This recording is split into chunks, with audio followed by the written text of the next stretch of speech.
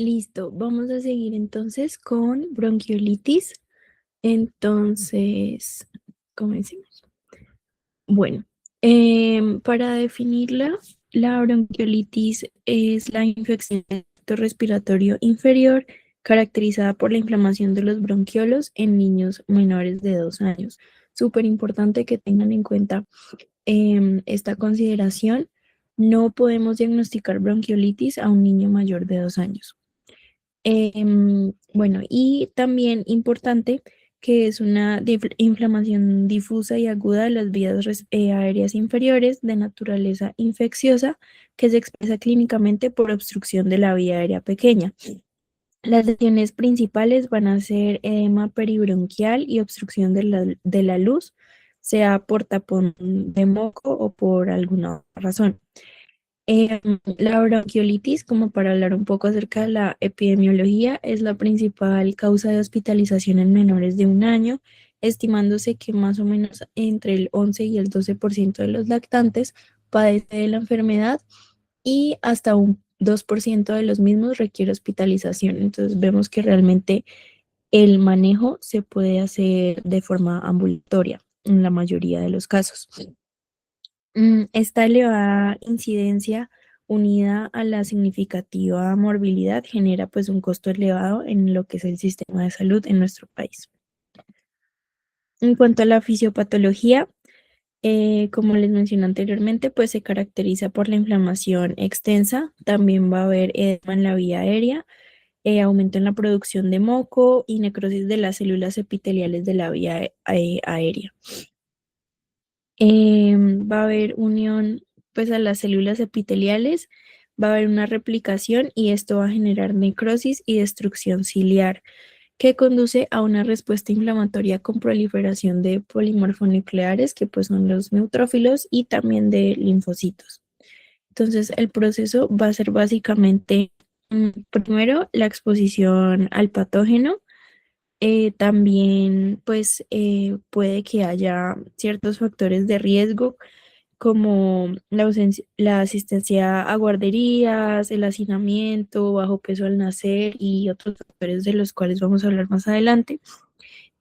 También pues va a iniciar con una infección del tracto respiratorio superior, como vemos acá, ya sea laringofaringitis o rinofaringitis. Entonces, primero va a haber una afectación de las células epiteliales de la vía aérea nasal y se va a manifestar como rinorrea. Luego va a haber un pródromo que va a tener una duración de 4 a 5 días. Posteriormente va a haber pues progresión al tracto respiratorio inferior y se van a dar pues manifestaciones típicas de esto, como lo son la tos, la presencia pues de las sibilancias, también puede haber taquipnea, letargia, mala alimentación y deshidratación, que ya serían como tal algunas de las complicaciones. Mm, el curso agudo de la enfermedad va a tener una duración de 3 a 7 días y pues ya se produce como tal lo que es la obstrucción de la vía aérea inferior, generando el edema peribronquial y el infiltrado mononuclear. En cuanto a la etiología, el virus sincitial respiratorio es el principal patógeno asociado. Sin embargo, pues no es el único. También está el virus de parainfluenza, que también vimos en lo que es el CRUP. El más relacionado acá en la de parainfluenza. La transmisión del virus sincitial respiratorio se hace a través de partículas de saliva que estén contaminadas y por autoinoculación de material infectado proveniente pues de superficies infectadas. Así como dato X, el virus sincitial respiratorio es un virus ARN de cadena sencilla que pertenece a la familia Paramyxoviridae y su genoma codifica 10 proteínas. Ya en cuanto a los factores de riesgo, lo que les estaba mencionando anteriormente, tenemos la asistencia a guarderías, si el paciente tiene hermanos mayores, que también vayan a guarderías o ya a colegio, la ausencia de lactancia materna, recordemos que la lactancia materna pues es un factor protector para muchísimas enfermedades, tabaquismo también, porque el humo de cigarrillo pues es una sustancia irritativa. También bajo peso al nacer, que se asocia también con prematuridad. El sexo masculino se ha demostrado que tiene mayor riesgo. También la época epidémica, que en Colombia es más o menos en abril y en noviembre, diciembre. También una edad menor a 12 meses, es decir, que sea lactante. Bajo estrato socioeconómico, que también se asocia a aquello del hacinamiento. Medio urbano y patología respiratoria neonatal, como síndrome de dificultad respiratoria del recién nacido o enfermedad de membrana hialina, en fin. También hay distintos factores que se asocian con mayor mortalidad. Entonces, entre esos tenemos nacimiento antes de las 32 semanas, también entre las 32 a 35 semanas que tengan otros factores de riesgo, peso al nacer menor a 2.500 gramos, edad menor a 3 meses, pues es un grupo de bastante riesgo que puede presentar distintas complicaciones llevando a la mortalidad. También que sea lactante con enfermedad pulmonar crónica. También inmunodeficiencias primarias o secundarias, cardiopatías congénitas y hipertensión pulmonar, que pues también se asocia con lo de enfermedad pulmonar crónica. Listo. En cuanto a las manifestaciones clínicas, pues como les mencionaba, inicialmente se presentan síntomas de infección de tracto respiratorio superior. Entre esos pues está la congestión nasal, tos seca, rinorrea hialina, y pues esto va a durar más o menos de 3 a 5 días. Puede presentarse o no la fiebre, es más común que no se presente, pero pues si se presenta no necesariamente vamos a pensar en una neumonía, también puede ser pues bronquiolitis. También se presenta tos, puede ser tos seca o tos húmeda. Hay que evaluar bien el color de la expectoración. Y súper, súper importante la presencia de las sibilancias, ya que recordemos que pues dentro de la definición está primer episodio sibilante en menores de 2 años. Hay distintos signos como de alarma para tener en cuenta, entonces son la taquipnea, cianosis, signos de dificultad respiratoria aguda, como lo son el aleteo nasal, los tirajes intercostales, subcostales, claviculares, en fin. También expiración prolongada y pues las retracciones. El diagnóstico va a ser clínico y lo vamos a realizar a través de esta escala, que es la escala de Wood-Down-First. Entonces vamos a evaluar 6 aspectos. Recordemos que la de Wesley es para el club y esta evalúa 5 aspectos. Hay algunos que son similares, como lo son la cianosis y la ventilación, pero pues hay bastantes diferencias. Entonces, en esta vamos a evaluar las sibilancias. También, entre mayor es el puntaje, mayor va a ser la severidad de la enfermedad. Entonces, acá vamos a evaluar cada aspecto de 0 a 3 y pues dependiendo de los hallazgos lo vamos clasificando. Importante acá estar monitorizando también los signos vitales porque puede complicarse. Inicialmente podemos diagnosticar una bronquiolitis leve que después viendo los signos vitales ya pues sea moderada o demás. Entonces, ya para interpretarlo, si tenemos un puntaje de 0 a 4, vamos a diagnosticar una bronquiolitis leve. Si es de 5 a 8, moderada. Y si es mayor a 9, ya es una bronquiolitis severa. Listo. Em, los paraclínicos realmente no se piden de rutina, ya que el diagnóstico es netamente clínico, pero pues si tenemos alguna sintomatología adicional o alguna sospecha, pues lo podemos pedir. Entonces vamos a solicitar reactantes de fase aguda, principalmente PCR. También se puede solicitar procalcitonina, pero tengan en cuenta PCR. Mm, Esto se solicita cuando hacemos el diagnóstico de bronquiolitis pero estamos sospechando una infección grave. Que veamos el paciente con mucha expectoración, que la expectoración sea verde, amarillenta, o que tenga fiebre alta, que esté súper irritable y pensemos, no sé, en una meningitis, por ejemplo, en fin. También vamos a solicitar hemocultivos ante la presencia de fiebre. Mm, si la fiebre como que no resuelve con antipiréticos y si es pues elevada.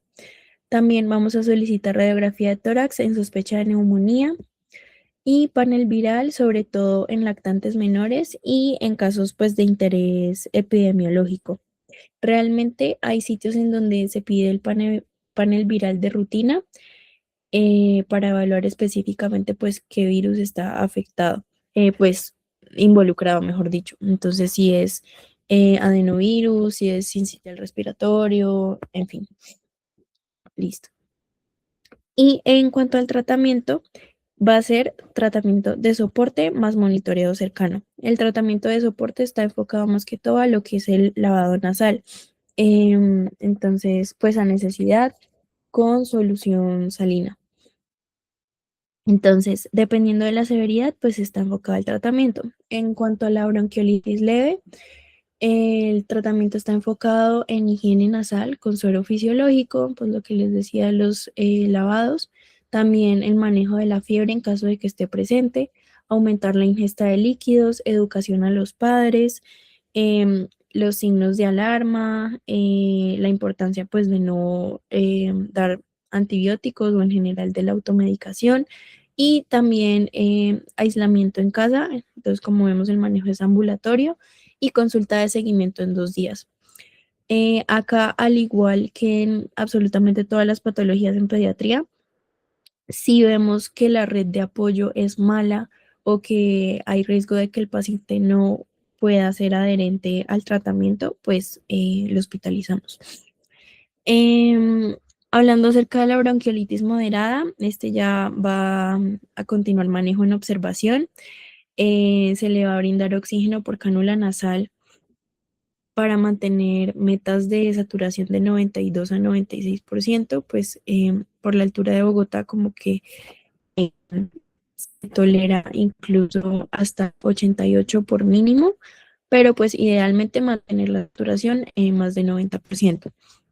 Si es necesario, se puede realizar la prueba terapéutica con salbutamol, que se hacen 2 puffs de salbutamol cada 10 minutos durante media hora.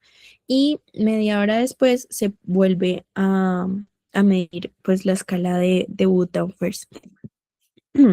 Si la prueba es positiva, se continúa manejo y si la prueba es negativa, se puede dar egreso. También necesita aislamiento de gotas y contacto y pues el higiene nasal a necesidad. En cuanto a la bronquiolitis severa, también se va a necesitar oxígeno por cánula nasal, lo mismo para mantener la saturación mayor al 90%. Si tolera vía oral, aumentar la ingesta de líquidos, siempre, siempre promover la lactancia materna. Si no está tolerando vía oral o está muy deshidratado, vomitando, en fin, se inician líquidos endovenosos. Lo mismo, lavado nasal necesidad, también el manejo antipirético o si está con mucho dolor, acetaminofén y aislamiento de contacto y gotas.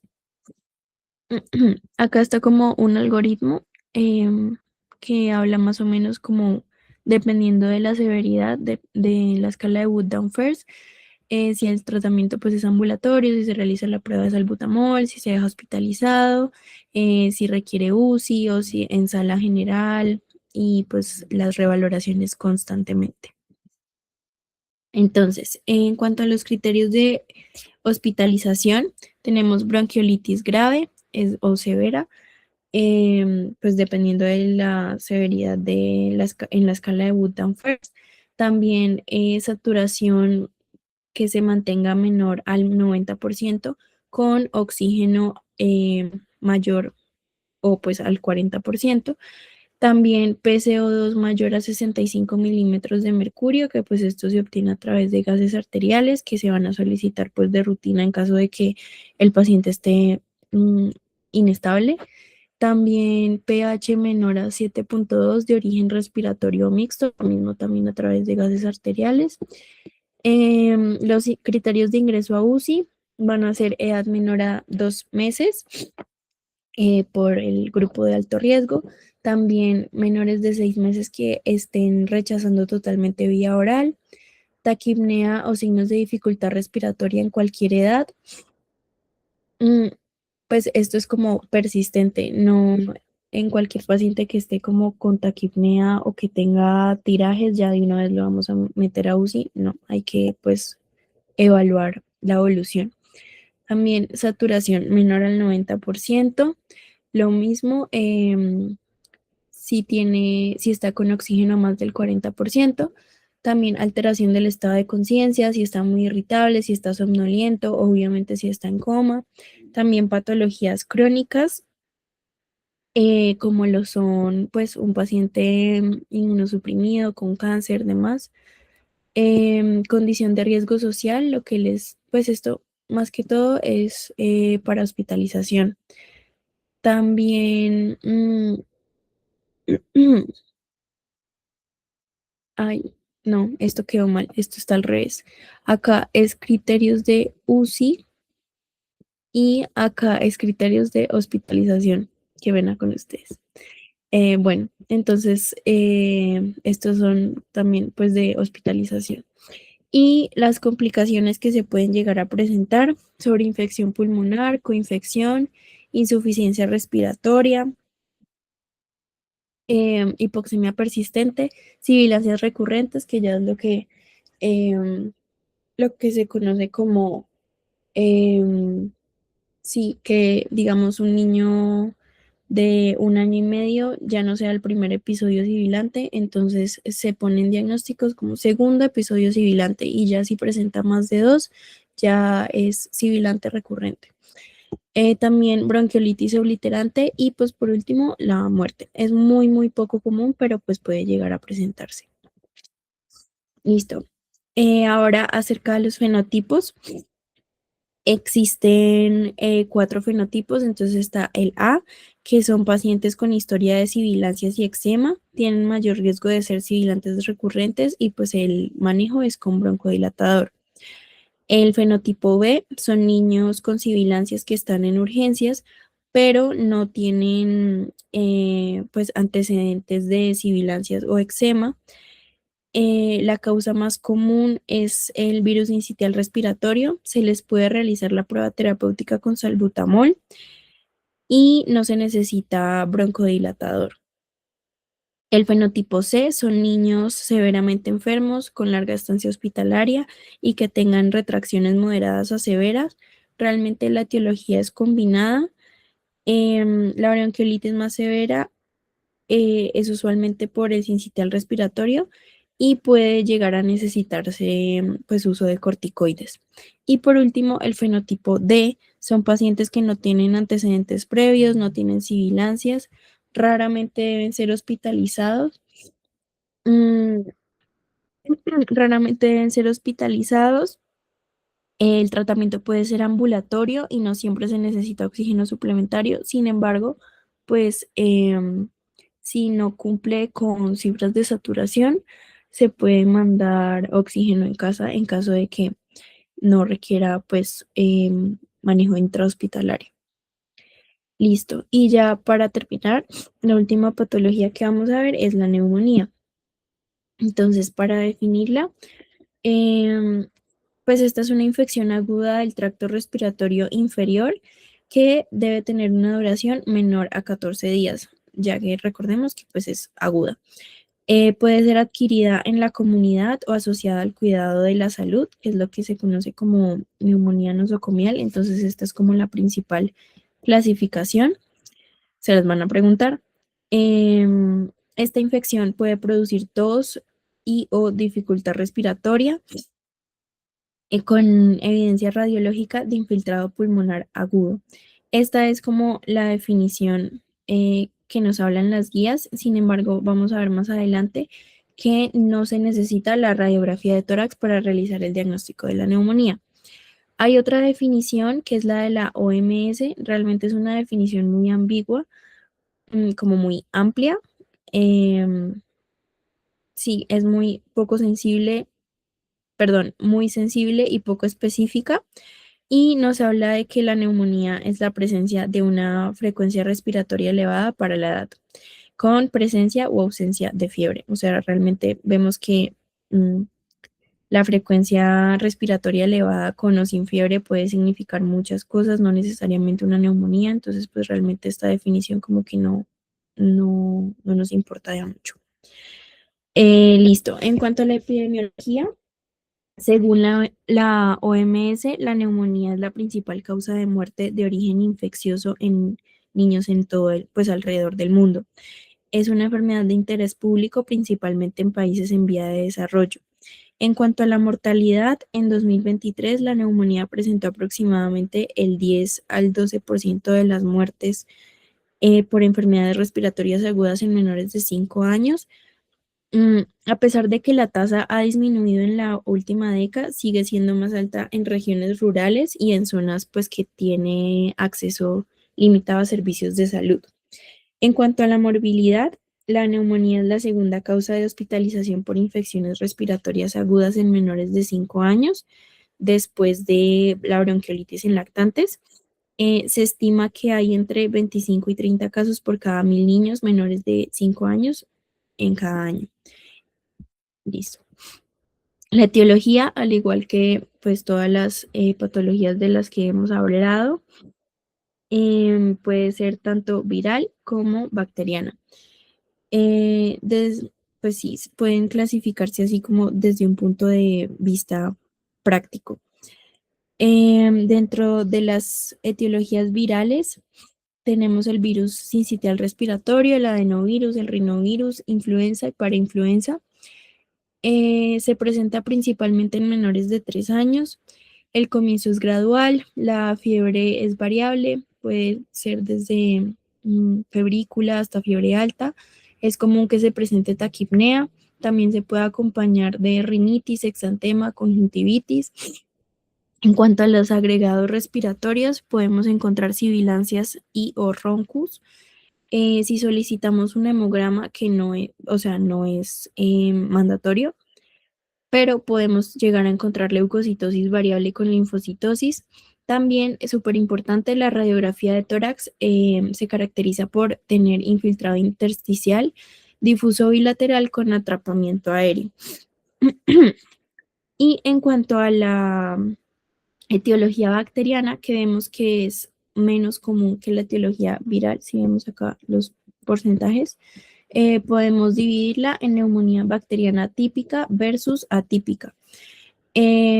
Ambas afectan a todas las edades. Vemos que la instauración clínica es diferente, mientras que en la neumonía bacteriana típica el comienzo es súbito, en la típica es un comienzo insidioso. Em, en cuanto a la toxicidad, la típica es mucho más tóxica, la fiebre es más alta, la taquipnea va a ser más común, se puede presentar dolor abdominal, puede haber leucocitosis, que pues nos muestra una inflamación sistémica, elevación de los reactantes de fase aguda como PCR, BSG, procalcitonina. Y la radiografía de tórax se va a mostrar con condensación segmentaria o lobar con focos múltiples. Y pues la atípica es menos tóxica, por decirlo así, tiene poca afectación del estado general, la taquipnea no es tan frecuente, la leucocitosis tampoco, los reactantes de fase aguda pues sí pueden estar elevados, pero no es tan común.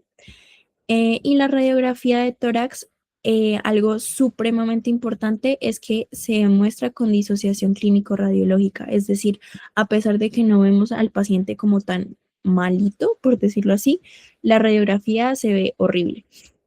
Eso es importante de la atípica, que también pues se los van a preguntar.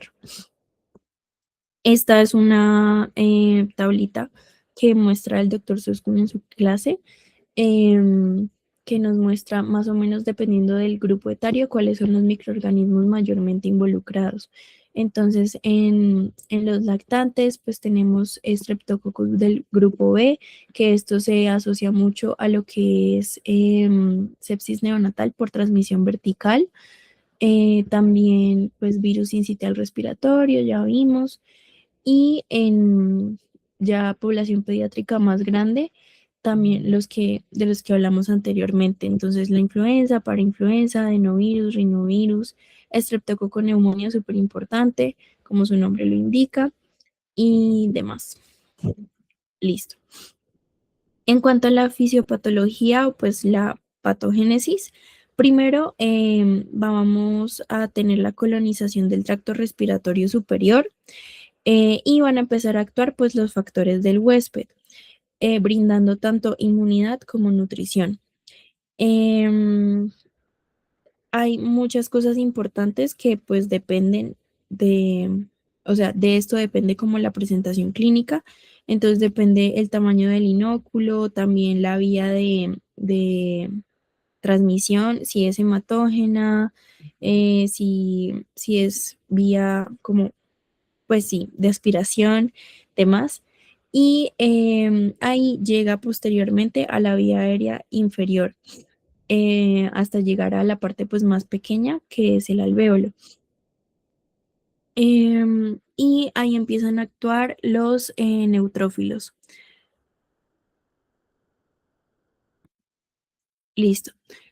Las manifestaciones clínicas. La clínica clásica de la neumonía va a ser fiebre y tos, pero pues no siempre que haya fiebre y tos vamos a diagnosticar neumonía.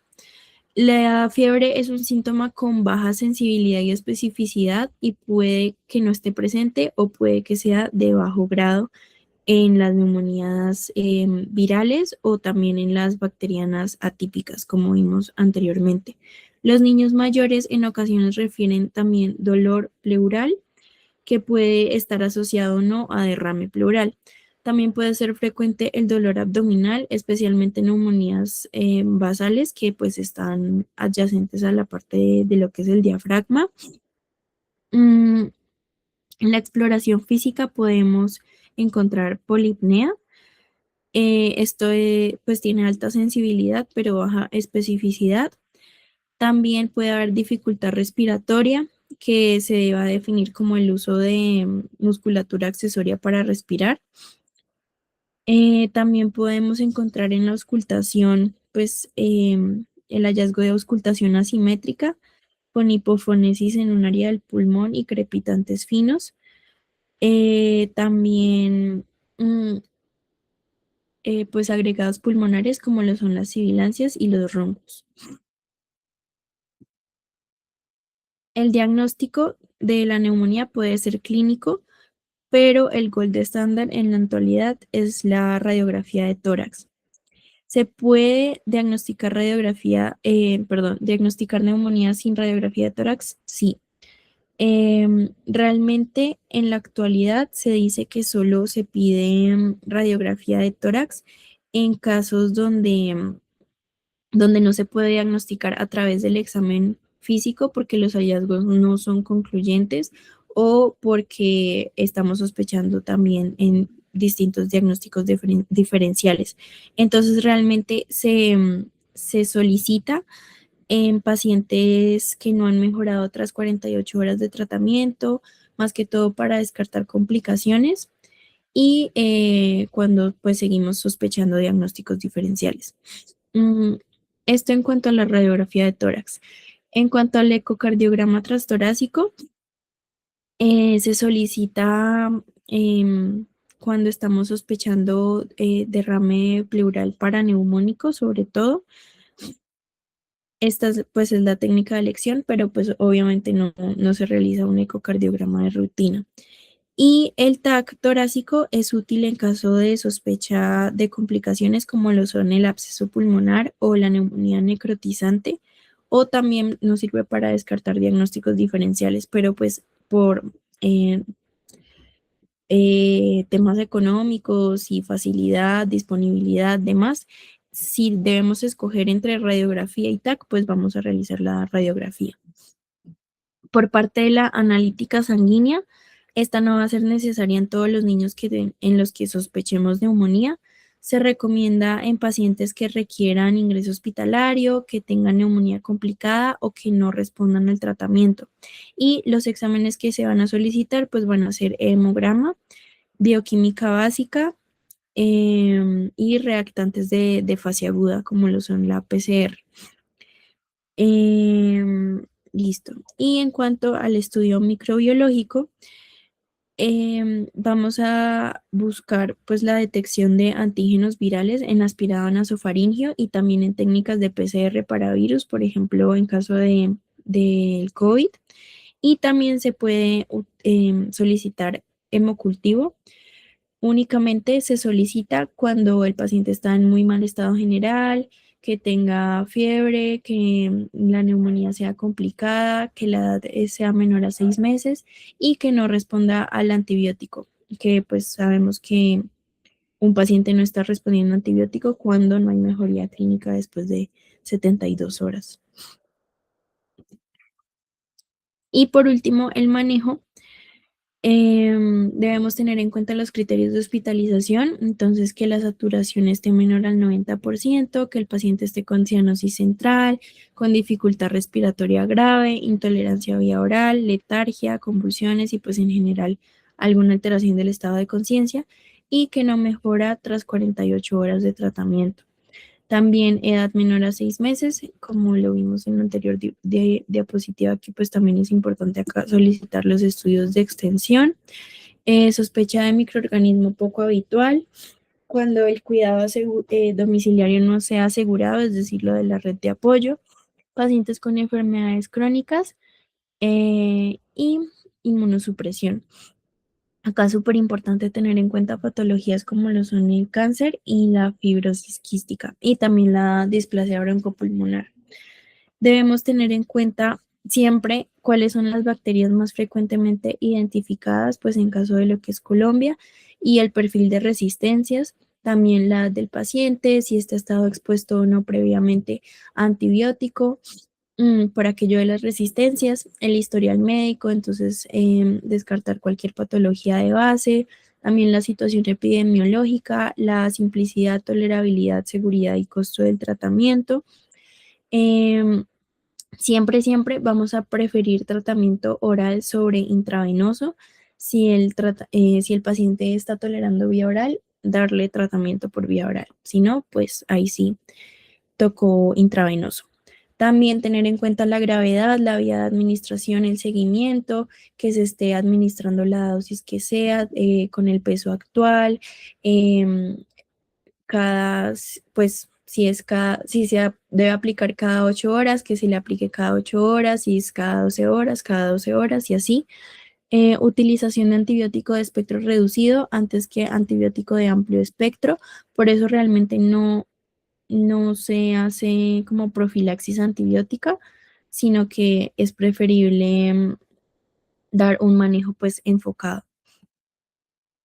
El tratamiento de soporte, sales de rehidratación oral y pues oxígeno suplementario. También puede requerir lavados nasales pues a necesidad con solución salina.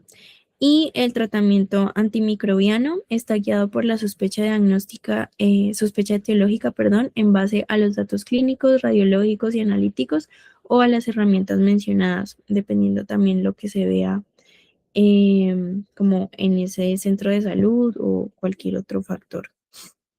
Entonces, el tratamiento antimicrobiano, perdón, el tratamiento empírico va a ser este. Entonces, vemos que para la neumonía viral, únicamente tratamiento de soporte. En sospecha de bacteria atípica, acuérdense, lo más importante es lo de la disociación clínico-radiológica. Vamos a utilizar acitromicina vía oral durante 3 días.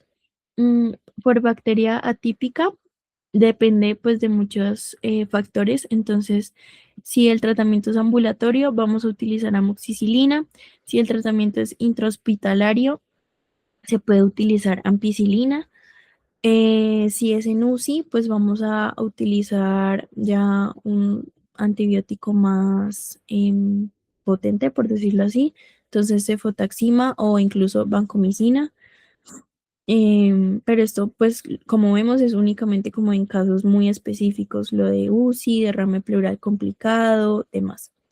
Y las situaciones especiales, pues tenemos a los menores de 3 meses, que no podemos utilizar amoxicilina, entonces utilizamos ampicilina, también se puede adicionar cefotaxima, pero realmente pues este es más utilizado, la ampicilina. También pacientes no vacunados, sospecha de broncoaspiración, entonces pues tener en cuenta todos estos factores. Y el tratamiento específico, ya cuando tenemos nombre y apellido del microorganismo que está afectando, pues va a ser dirigido. Entonces, Streptococcus pneumoniae, vamos a utilizar ampicilina o amoxicilina, Staphylococcus aureus, cefazolina, Staphylococcus aureus que sea resistente a oxacilina, ya vamos a utilizar vancomicina, que pues es mucho más heavy, y demás. Y ya el manejo en Colombia pues está muy orientado a si el paciente está vacunado o no. Entonces, uno de los patógenos más frecuentemente involucrados pues es la Haemophilus influenza. Entonces, si el niño está vacunado, podemos brindarle tratamiento ambulatorio con amoxicilina, dosis de 80 a 100, como hemos estado viendo, cada 8 horas, y la duración del tratamiento es 7 días. Si vamos a dejar al paciente hospitalizado, lo vamos a dejar con ampicilina intravenosa. Em, y bueno, y si no está vacunado contra Haemophilus influenza, el tratamiento ambulatorio ya no va a ser únicamente con amoxicilina, sino le vamos a adicionar ácido clavulánico y el tratamiento va a ser ya no 7 días, sino 7 a 10 días. Y si lo vamos a dejar hospitalizado, ya no va a ser solo con ampicilina, sino ampicilina más sulbactam, 200 miligramos kilo día. Y para neumonía complicada, pues ya necesitamos una cefalosporina de tercera generación. Entonces vamos a utilizar ceftriaxona cada 12 horas o clindamicina, que pues es un macrólido, cada 6 a 8 horas. Y el tratamiento pues va a ser más extenso, puede durar hasta 2 semanas incluso. Y ya por último, las complicaciones realmente son muy poco comunes. Ocurren en un 3% aproximadamente del total de neumonías adquiridas en la comunidad. Estas pueden ser locales o sistémicas y debemos sospecharlas en pacientes que no mejoran a pesar del tratamiento antibiótico con dosis adecuadas, temporalidad adecuada, y en aquellos que se tornan tóxicos, por decirlo así, con empeoramiento clínico o afectación del estado general. Entonces, las complicaciones locales que podemos encontrar son el derrame pleural, la neumonía necrotizante, el absceso pulmonar o incluso la fístula broncopulmonar.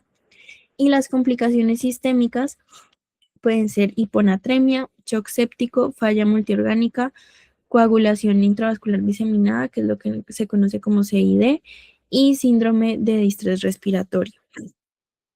Y ya eso sería todo. Este es como un algoritmo de los pasos a seguir. Esto también es sacado de una presentación del doctor Suskun. Y ya les había dejado un Kahoot, entonces pues les voy a mandar las preguntas por el grupo y espero que hayan entendido todo. Si tienen alguna pregunta, me avisan. Gracias.